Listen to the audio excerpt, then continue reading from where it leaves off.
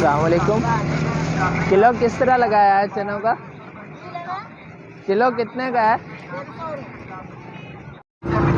گرم کر دو نا بیبے.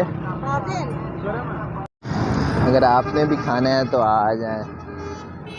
دوستو میں کافی ٹائم سے انہیں دیکھ رہا تھا. موسم کی جتنی بھی شدت ہو، چاہے گرمی ہو چاہے سردی ہو بارش ہو، بارش میں چھوٹی سی جھونپڑی بنا لیتی ہیں، لیکن یہ لازمی آتی ہیں. میں نہیں جانتا کیا وجہ ہے کہ وہ اس عمر میں اتنی محنت کرتی ہیں. صبح 7-8 بجے آتی ہیں اور شام کو 5، ابھی 6:30 کا ٹائم ہوا ہے، ابھی تک بیٹھی ہیں.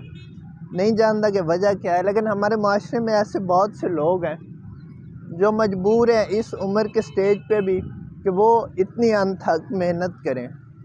تو خیال رکھیے اپنے ہمسائے میں. اگر آپ کے ہمسائے میں اس طرح کے لوگ ہیں تو ان کی مدد کیجیے، ان کو حوصلہ دیجیے، ان کا سہارا بنیے.